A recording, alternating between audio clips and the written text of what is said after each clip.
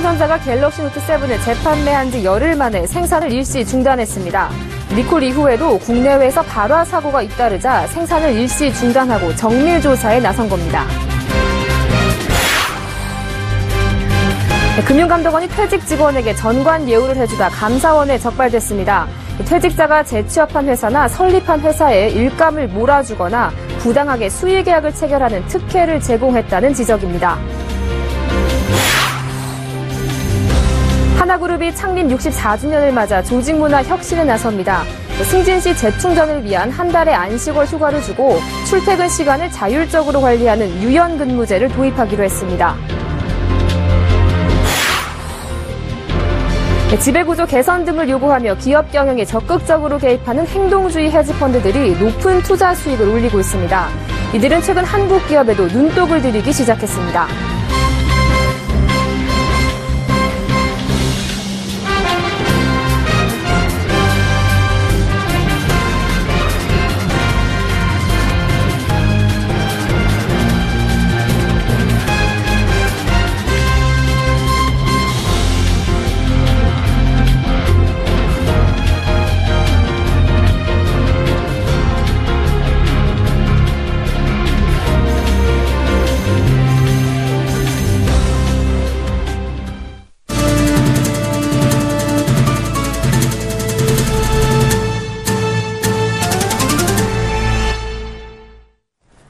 여러분 안녕하십니까? 10월 10일 생경제연장 오늘의 주요 뉴스입니다.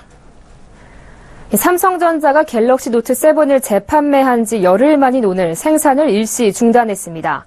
삼성전자 협력사 관계자는 미국뿐 아니라 중국과 한국 등 글로벌 소비자들의 안전을 고려해 취해진 조치로 알고 있다며 이번 조치는 글로벌 물량을 책임지는 베트남 공장을 포함하는 것으로 알고 있다고 전했습니다. 이에 대해 삼성전자는 최근 갤럭시 노트 7의 소손 발생으로 정밀한 조사와 품질 관리 강화를 위해 공급량 조정에 있는 중이라고 공시해 생산 일시 중단을 사실상 시인했습니다.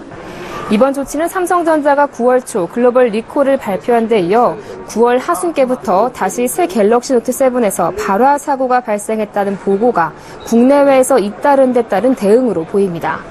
미국 4대 이동통신사 중 2위인 AT&T와 3위 T-모바일은 갤럭시 노트 7의 판매와 교환을 전면 중단했으며 4위인 스프린트는 온라인숍에서 이 제품을 내린 상태입니다. 금융감독원이 퇴직 직원들에게 전관 예우를 해주다가 감사원에 적발됐습니다. 무늬만 경쟁 입찰을 내세우고 실제로는 퇴직자가 재취업한 회사나 퇴직자가 설립한 회사에 일감을 몰아주거나 부당하게 수의계약을 체결하는 특혜를 제공해 감사원으로부터 기관 주의를 받았습니다. 이현우 기자 단독 보도입니다. 금융감독원이 시설이나 물품 용역을 발주할 때 입찰 참여업체가 반드시 제출해야 하는 서류가 있습니다. 바로 퇴직자 영입 현황 확인서입니다. 퇴직자 영입 현황 확인서는 다른 공공기관에서는 받지 않는 제출 서류로 입찰 심사 시 평가 항목 중에 하나입니다. 만약 퇴직자 영입업체가 확인서를 제출하지 않으면 심사 대상에서 탈락됩니다. 금감원은 시설이나 물품 용역과 퇴직자 영입 현황이 전혀 상관이 없는데도 평가 항목으로 분류해 의무적으로 제출하도록 함으로써 많은 퇴직자를 영입한 회사에 높은 점수를 줘 일감을 몰아줬습니다. 이를 통해 금감원 퇴직자를 영입한 일부 협력업체들이 최근 3년간 금감원이 발주한 전체 용역의 30%가 넘는 계약을 독차지했습니다. 감사원은 입찰 평가에서 퇴직자 영입회사에 후한 점수를 주는 것은 부당하며 퇴직 직원들에 대한 특혜라고 제동을 걸었습니다. 최근 3년간 금감원이 발주한 용역은 150여 건으로 250억 원이 넘는 것으로 알려졌습니다. 감사원은 단순 용역 발주를 무늬만 경쟁 입찰로 진행할 뿐 사실상 퇴직 직원에게 일감을 몰아주는 꼼수라며 금감원의 기간주의 조치를 내렸습니다. 이 같은 지적에 금감원은 내부 규정을 개정해 퇴직자가 설립한 업체는 물론 간부나 보직자 직급으로 재취업한 업체는 입찰서 마감일 기준이나 설립일 또는 재취업일로부터 2년간 입찰 참가 자격을 제한하기로 했습니다. 하지만 금감원은 감사원의 경고에도 입찰 제출 서류로 퇴직자 영입 현황 확인서를 계속 받고 있어 논란의 여지를 두고 있습니다. 서울경제TV 이현우입니다. 하나그룹이 창립 64주년을 맞아 젊은 한화를 향한 파격적인 혁신에 나섭니다. 하나그룹은 과장, 차장, 부장 직급 승진마다 한 달의 안식월 휴가를 주고 유연근무제를 도입하기로 했습니다. 이보경 기자입니다. 지난 9일 창립 64주년을 맞은 하나그룹이 젊고 미래지향적인 기업 문화를 구축하기 위해 혁신의 시동을 걸었습니다. 우선 과장, 차장, 부장으로 승진하면 한 달의 안식 휴가를 주기로 했습니다. 승진을 통해서 자신을 다시 한번 돌아보고 새롭게 부여된 직책에 대해서 각오와 계획 등을 차분히 설계하라는 것입니다. 재충전을 통해서 만들어진 그 에너지는 자신하고 회사의 발전을 위해서 사용하자라는 취지입니다. 이와 함께 업무에 따라 출퇴근 시간을 자율적으로 관리하는 유연근무제와 직원 개인의 자발적이고 계획적인 경력 관리를 지원하는 잡마켓도 도입합니다. 잡마켓은 기존 인력의 공석이 발생해 신규 인력 수요가 있을 경우 해당 직무에 근무를 원하는 직원들의 지원을 받아 선발하는 시스템입니다. 이 밖에 업무 성격에 맞는 자율복장 근무인 비즈니스 캐주얼, 정시 퇴근 문화 정착을 위한 팀장 정시 퇴근 제도도 도입합니다. 이 같은 혁신을 통해 한화는 글로벌 선진 기업에 맞는 도전적이고 혁신적인 조직 문화를 통해 새 도약의 발판을 마련하겠다는 방침입니다. 김승현 한화회장은 창립기념사에서 조직의 노화를 부추기는 관료주의, 적당주의, 무사 안일주의를 배척하고 세월을 거슬러 영원한 청춘 기업으로 살아가는 것이 앞으로 한화가 꿈꾸고 만들어갈 모습이라며 기업 문화 변화를 독려했습니다. 혁신 방안은 전 계열사가 창립 기념일이었던 어제부터 각사 상황과 사업 특성에 맞게 적용에 들어갔습니다. 서울경제TV 이보경입니다. 월가 기업 사냥꾼이라 불리는 행동주의 헤지펀드들이 꾸준히 높은 수익률을 보이고 있는데요. 이들이 활동 모델을 유럽과 아시아 등 전 세계로 넓히는 가운데 한국 기업에도 눈독을 들이고 있습니다. 양한나 기자가 보도합니다. 글로벌 헤지펀드들의 올해 평균 수익률은 1.3%. 올 들어 지난 7월 말까지 헤지펀드에서 이탈한 자금은 약 62조 원에 달합니다. 글로벌 금융위기가 터진 이후 7년 만에 최대 규모입니다. 그런데 행동주의 헤지펀드들은 꾸준히 높은 성과를 달성하고 있습니다. 헤지펀드 리서치에 따르면 행동주의 헤지펀드는 지난 8월 말 기준 최근 1년간 평균 수익률이 8.8%로 주요 10개 헤지펀드 전략 가운데 가장 높은 성과를 기록했습니다. 행동주의 헤지펀드는 주식 매수를 통해 특정 기업의 주요 주주가 된 후 기업의 경영 전략 변경과 자사주 매입, 지배구조 개편 등을 요구해 주가를 끌어올리는 전략을 구사하는 헤지펀드입니다. 행동주의 헤지펀드들이 유독 좋은 성과를 내는 것은 이들이 다른 기관 투자가들보다 적극적으로 배당 확대나 지배구조 개선 등 목소리를 내며 수익률을 끌어올리기 때문입니다. 이코노미스트에 따르면 2009년 이후 미국 S&P 500대 기업의 15% 이상이 행동주의 헤지펀드의 공격을 받은 것으로 추정됩니다. 이들의 활동 반경은 미국을 넘어 유럽과 아시아로 확대되고 있습니다. 특히 아시아에서는 주로 일본 기업들을 공격해 수익을 챙겨왔으나 최근에는 한국 기업들의 눈독을 들이는 분위기입니다. 최근 삼성전자의 30조 원 규모의 배당을 요구하며 작년에 이어 또다시 나타난 엘리언 매니지먼트가 대표적입니다. 상대적으로 지배구조가 취약하고 경영 불투명성이 높은 우리 기업들이 행동주의 헤지펀드들의 먹잇감으로 전락하지 않을까 우려됩니다. 서울경제TV 양한나입니다. 주로 휴대전화, 문자, 메시지 형태로 확산하던 대포통장 임대 광고가 SNS까지 영역을 넓히고 있습니다. 이 대포라는 단어는 빼고 개인 통장을 빌려주면 일정 금액을 임대료로 주겠다는 문구로 아무 문제가 없는 것처럼 사람들을 유혹하고 있는데요. 아무것도 모르고 통장을 빌려줬다간 그 자체로 형사처벌 대상이 될 수 있어 주의가 필요합니다. 김성훈 기자가 취재했습니다. 국내 이용률 5위를 기록 중인 SNS 화면입니다. 개인 통장을 검색하자 여성들의 사진과 함께 개인 통장 임대 매입합니다라는 문구가 보입니다. 하루 15만 원, 한 달 300만 원이라는 적지 않은 금액을 통장 임대료로 준다며 급전이 필요한 사람들을 유혹하고 있습니다. 임대해준 통장은 개인머니 환전용으로만 사용되고 매일 거래 내역을 알려준다며 불법이 아닌 것처럼 설명하고 있지만 분명한 대포 통장 광고입니다.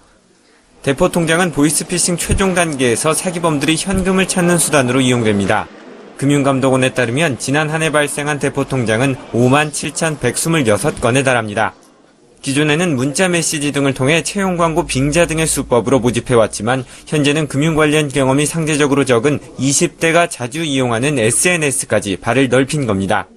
정보통신정책연구원의 자료를 보면 지난해 20대 SNS 이용률은 75.6%로 전 연령대 중 가장 높았고 SNS 이용률 자체도 1년 새 2배 가까이 성장했습니다. 우려되는 점은 대포통장이 죄가 되지 않는 것으로 생각하는 사람들이 많다는 겁니다. 체크카드나 통장을 양도하거나 빌려주는 경우 3년 이하의 징역 또는 2천만 원 이하의 벌금을 받을 수 있습니다. 아울러 보이스피싱에 이용되는 경우에는 구속수사 및 형사상 사기죄로 처벌되거나 민사상 불법행위 책임을 부담하게 됩니다. 또 대포통장 명의인이 되면 최장 12년 동안 신규 대출 거절, 신용카드 한도 축소 등 금융거래에서 불이익을 받을 수도 있습니다. 서울경제TV 김성훈입니다. 부동산 시장에서 60대 이상 고령층이 노후자금 마련을 위해 가지고 있던 집을 대거 매도해 주택가격을 끌어내린다는 주장이 있어 왔습니다. 하지만 이와 정반대의 조사 결과가 나와서 주목됩니다. 정창신 기자입니다. 고령화로 증가하고 있는 60대 이상이 부동산 시장에서 큰손으로 부상하고 있습니다. 한국감정원 부동산연구원이 작성한 최근 5년간 연령대별 아파트 구입자 변화 보고서에 따르면 2015년 아파트 구입자 중 60세 이상은 11만 2천여 명으로 지난 2011년보다 57% 급증했습니다. 이 같은 수치는 60대 이상이 노후 생활자금을 마련하기 위해 보유주택을 대거 매도해 주택가격을 끌어내린다는 기존 주장과 반대되는 것입니다. 한국은행은 지난해 말 금융안정보고서에서 노인층이 빚을 갚고 생활자금을 마련하기 위해 아파트 등을 팔아치워 부동산 가격이 하락할 수 있다고 경고한 바 있습니다. 감정원은 수명이 늘면서 자금에 여유 있는 노년층이 재테크 차원에서 주택 투자에 나서기 때문으로 분석했습니다. 이 보고서에 따르면 60세 이상 아파트 구입자 수 증가폭은 같은 기간 전체 아파트 구입자 수 평균 증가폭보다 3배 이상 많았습니다. 반면 이 기간 30에서 34세의 아파트 구입 건수는 17% 줄어들어 대조를 보였습니다. 결혼 시기가 늦어지고 주택가격 상승폭에 비해 젊은 층의 소득 수준이 이를 따라가지 못했기 때문으로 분석됐습니다. 전체 아파트 구입자에서 60대 이상이 차지하는 비중도 늘었습니다. 5년 전엔 전체 아파트 구입자 가운데 60대 이상이 10.5%였지만 작년엔 14.1%로 증가했습니다. 한편 주택연금도 60대 이상의 주택 구입을 촉진하고 있는 것으로 분석됐습니다. 집을 가지고 있어야 연금을 받을 수 있는 만큼 60대 이상이 부동산 시장에 머무르게 하는 요인으로 작용한다는 뜻입니다. 서울경제TV 정창신입니다.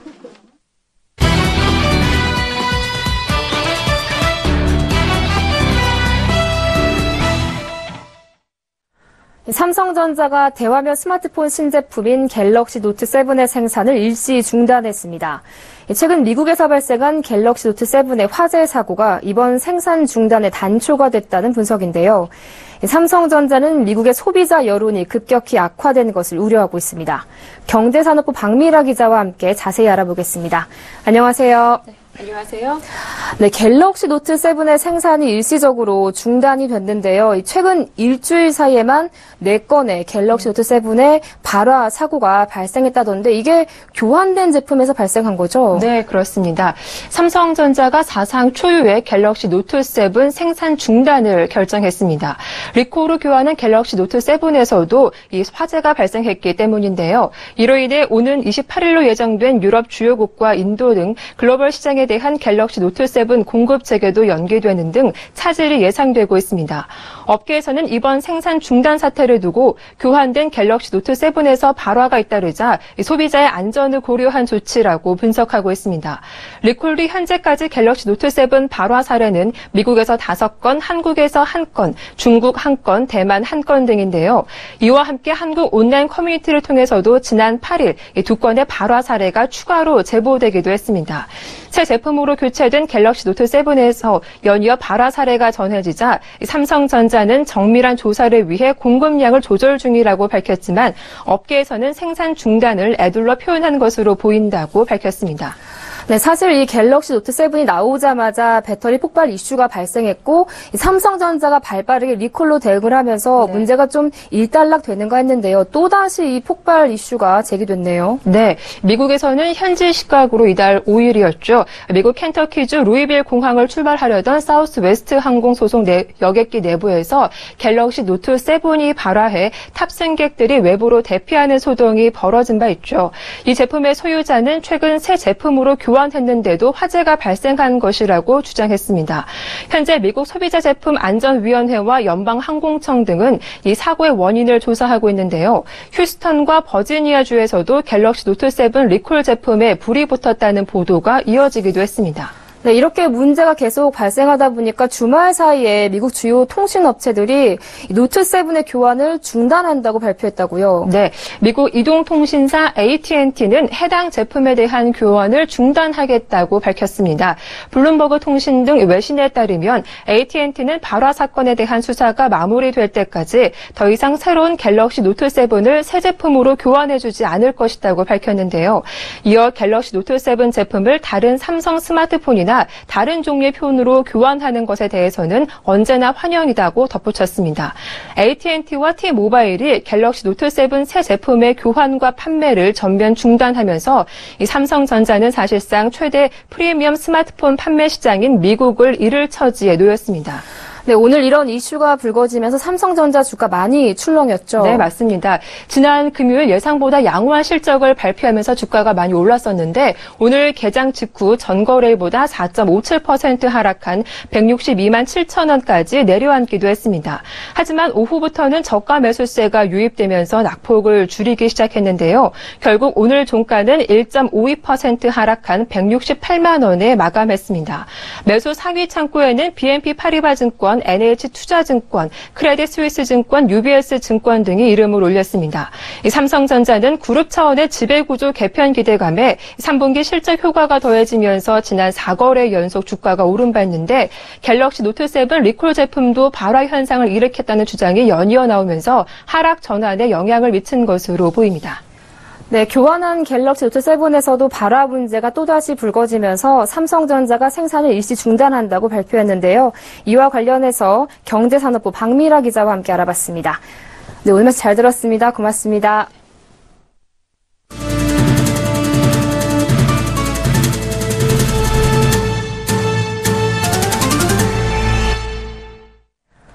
민주노총 공공운수노조 화물연대 본부가 오늘 0시부터 총파업에 돌입했습니다. 그러나 참가율이 저조해 물류 운송에는 큰 차질이 없는 것으로 나타났습니다. 정부 중앙소송대책본부 관계자는 이날 오전까지 파악한 결과 공장마다 10% 안팎의 파업 참가율을 보여 예상보다 저조했다며 대체 차량을 조기에 투입해 물류 운송은 원활하게 이뤄지고 있다고 설명했습니다. 다만 비조합원들이 파업에 동참하고 장기화할 경우 물류 대란이 불가피할 전망입니다. 국토교통부는 화물연대가 파업에 돌입함에 따라 위기경보를 주의해서 경계로 강화하고 5일부터 운영 중인 비상수송대책본부를 중앙수송대책본부로 격상 운영하고 있습니다. 금융당국이 가계대출 증가세가 가파른 금융회사를 특별 점검하는 등 정부가 가계대출 감독 강화에 나섭니다. 임종용 금융위원장은 오늘 열린 정례 기자간담회에서 가계대출 증가 속도가 지나치게 빠른 금융회사는 건전성 및 리스크 관리 차원의 금융감독원 특별 점검을 할 것이라고 밝혔습니다. 이를 위해 금융위와 금감원이 현재 주 1회 이상 가계부채 특별 태스크포스 회의체를 가동하며 후속 조치를 점검하기로 했습니다. 필요하면 추가 대책을 강구해 가계부채의 급속한 증가에 적기 대응할 방침입니다. 최근 논란이 되고 있는 한미약품의 미공개 정보 이용 불공정 거래 가능성과 관련해서는 금융위원회 자본시장조사단이 금융감독원과 한국거래소 등과 협조해 신속하고 철저하게 조사할 것이며 위법 행위가 발견되면 엄정히 조치할 예정이라고 말했습니다. 또 임 위원장은 산은과 대우조선 간의 자구 계획을 재점검해 당길 수 있는 자구와는 최대한 당길 계획이며 매주 1회 이상 진도를 체크하고 있다고 설명했습니다. KB국민은행이 신탁과 청년후견 제도의 결합을 통해 치매와 노후를 안정적으로 대비할 수 있는 KB 청년후견제도 지원 신탁을 금융권 최초로 출시했습니다. 이 상품은 치매 발병 등 후견이 필요할 경우를 대비해 고객이 본인의 인지 상태가 양호할 때 국민은행과 신탁 계약을 체결하고 금전을 맡기는 형태입니다. 추후 치매 발병 등의 사유로 후견이 개시되면 후견인은 치매 치료 및 요양 자금을 은행으로부터 정기적으로 지급받아 고객을 위해 사용합니다. 가입 대상은 만 19세 이상의 성년이며 해지 등 중요 사항에 대해 후견 감독인 등의 동의가 필요하도록 설계돼 있어 후견인의 부정행위로부터 위탁자의 재산을 보호하는 안전장치도 마련됐습니다. 이번 서비스 출시로 위탁자인 고객은 치매 발병 때 가족들이 본인을 방치할지도 모른다는 걱정을 덜어 안정적인 노후를 보내는 데 도움이 될 수 있을 것으로 기대됩니다. 경제 전문 방송을 이끌어온 서울경제TV가 오늘 개국 8주년을 맞았습니다. 서울경제TV는 향후 보도국 강화를 통해 내실을 다지는 한편 부동산과 증권 등 컨텐츠 경쟁력을 높인다는 계획입니다. 김혜영 기자입니다. 서울경제TV가 오늘 개국 8주년을 맞아 서울 상암동 본사 2층 대강당에서 개국 기념식을 열었습니다. 이날 기념식에는 이종환 서울경제신문 부회장, 송태권 HMG 퍼블리싱 사장 등 서울경제 미디어그룹 주요 임직원 100여 명이 참석했습니다. 이 부회장은 인사말에서 차별화된 컨텐츠 경쟁력을 강화해 전문경제방송으로서의 위상을 높인다는 포부를 밝혔습니다. 문자 그대로 양방향 소통되는 그런 매체를 추구하고 현재 또 그렇게 나아가고 있습니다. 어떠한 컨텐츠로 어떠한 내용으로 우리의 방송을 채우느냐 하는 그런 문제입니다. 양에 걸맞는 퀄리티를 확보해 가고 있는. 이어진 우수사원상 시상식에서는 대상 한 팀을 비롯해 금상 4명, 은상 4명, 동상 3명 등 총 13명의 직원들이 수상에 영예를 안았습니다. 대상을 수상한 제작국 편성팀은 외주 프로그램 제작 판매 사업에 있어 전년 대비 122%의 매출을 달성한 공로를 인정받았습니다. 서울경제신문 자회사인 서울경제TV는 지난 2008년 10월 10일 개국한 뒤 발빠르고 정확한 증권, 부동산 경제 정보로 시청자들의 호평을 받아왔습니다. 특히 지난 2014년 4월 보도국을 출범시키고 같은 해 12월 HD로 전환해 KT 등 세계 IPTV에 입성하는 등 도약의 전기를 마련한 바 있습니다. 서울경제TV 김혜영입니다. 현대차가 파업 사태와 원화 강세 등의 여파로 유가 증권 시장에서 시가총액 5위로 밀려났습니다. 반면 삼성물산과 SK하이닉스 등 시가총액 규모에서 위상이 엇비슷했던 경쟁업체의 주가는 다양한 호재를 배경으로 승승장구하고 있습니다. 셰라톤 그랜드 워커힐 호텔과 W 서울 워커힐 호텔이 내년부터 셰라톤과 W 브랜드 사용을 종료하고 SK 네트워크스의 독자적인 호텔 브랜드로 운영됩니다. 경쟁업체로 이직하려고 퇴직한 경우 명예퇴직금을 받을 수 없다는 대법원 판결이 나왔습니다. 대법원 일부는 경쟁업체에서 일하기 위해 회사에 만류에도 불구하고 사직한 S증권사 직원 이모 씨가 전 직장인 H은행을 상대로 낸 퇴직금 청구 소송 상고심에서 명예퇴직 대상자로 볼 수 없다는 원심 판결을 확정했습니다. 국민연금공단에 따르면 지난해를 기준으로 우리나라 국민이 노후에 필요하다고 생각하는 부부 기준 생활비는 월 평균 217만 8천 원으로 조사됐습니다.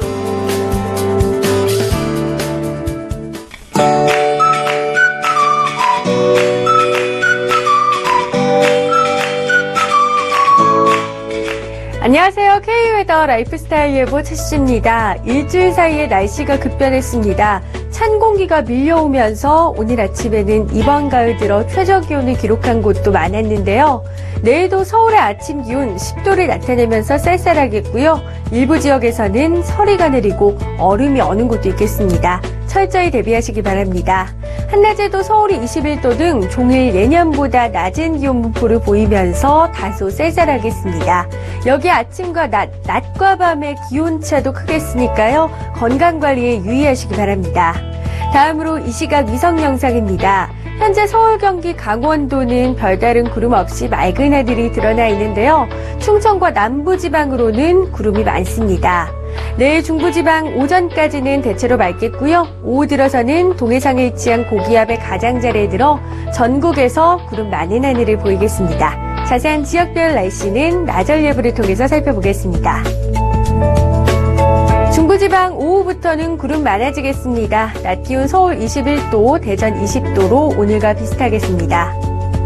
동해안 지방도 비 소식 없는 가운데 한낮에도 강릉 울진 21도로 선선하겠습니다. 남부지방 비 소식 없이 구름만 많겠고 낮 기온은 광주 대구 21도, 전주 20도, 부산 22도에 머물겠습니다. 해상으로도 구름만 다소 지나겠고 물결은 남해와 동해상에서 최고 2.5m로 다소 높게 일겠습니다. 대부분 지방이 비 소식 없이 구름만 많은 하늘이 이어지겠고 모레 강원 영동으로만 비가 온 후 개겠습니다. 이번 예보 기간 내내 서울의 아침 기온 10도를 조금 웃도는 수준이 되겠고 일교차가 크게 나겠습니다. 날씨였습니다. 네, 생경제현장 오늘 준비한 소식 여기까지입니다. 시청해주신 여러분 고맙습니다.